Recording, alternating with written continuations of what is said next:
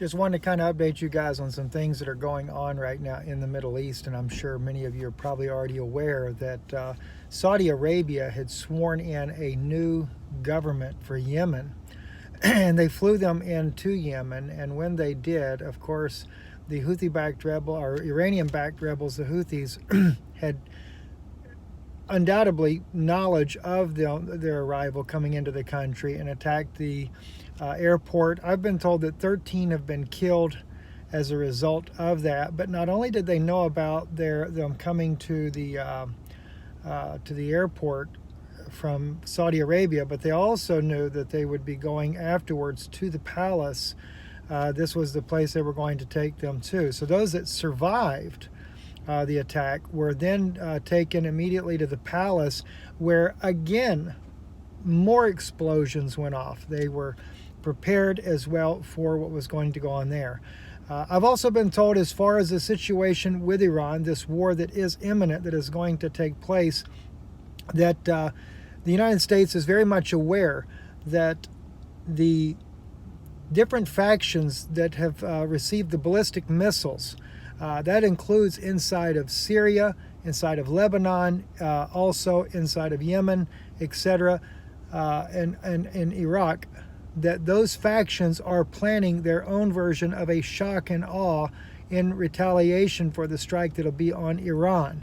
So there's going to be a lot of fireworks, and I've also been told that both North Korea and China are monitoring the situation very closely, and I think this is why we're going to see, in a very short period of time, these things are going to spiral out of control into a global conflict.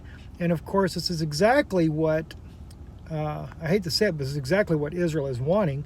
The elite, not the people of Israel, but the elite of Israel are wanting, in order to be able to usher in their new Messiah, who is allegedly going to bring peace. They will probably announce a Messiah figure as a warrior of the Mashiach ben Yosef, but the Mashiach ben David, I believe, is going to be an extraterrestrial entity that they're going to use, a fallen angel that they will claim as the Messiah that will bring peace after about a years-long battle that we're going to see, that's going to unfold, that will come out. Now, from what I've been told, around 2025-ish is when that would take place, but keeping in mind, things could be escalating very, very rapidly. So at any rate there, pray for the Christians in Iran especially. They're really going to bear the brunt of this war. Even the Israeli people that are not for all this warring that is going on, that Satan is doing through these different governments that are willing to carry out their bidding, there's going to be a lot of Israelis that are going to be sacrificed on this altar of a lie that we have to have 6 million more Jews that are going to have to die. And unfortunately, that's exactly what will happen.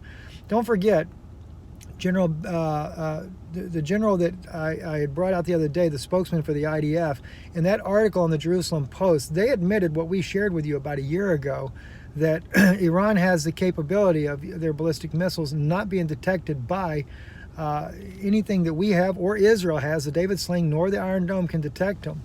So they know that there's going to be a massive amount of casualties, and both on American and Israeli sides as well, and anybody else that's involved in this war here. It's sickening. Satan is definitely loose, and unfortunately, it is because the evangelical community has given power over to that beast. Now, I know people don't like me saying that, but it's true. When you look at the beast system, the beast kingdom, and you know who that beast kingdom is, that little country south of Lebanon over there in the Middle East, and you know that this is who was ruling and reigning. Satan was ruling and reigning back during the time when Jesus came on the scene in Israel. Jesus tells you who they were. You know, he said, "You're of your father the devil." And then we're delivered from the law, only to place the entire world back underneath the law again. And this is what everybody is propping up, Israel and the Middle East there, propping them up, making it like it's some great thing to go back up underneath the tyranny that Jesus came and released you from, freed you from. That's why Satan was bound.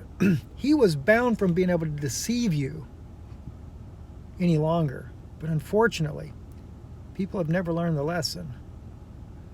And that power is being given back. We're going to be talking more and more about this here in the coming days here. So anyway, just wanted to share some of these thoughts with you today. Try to be keeping you up to date. I'm getting intel reports quite frequently, and we'll talk more about it later. God bless you. Don't forget your EMP shield either, by the way. That is something that's really important. EMPshield.com, INL50 is the promo code. I can't, with what's going on right now, you definitely want to make sure you're protected in some way. Thanks.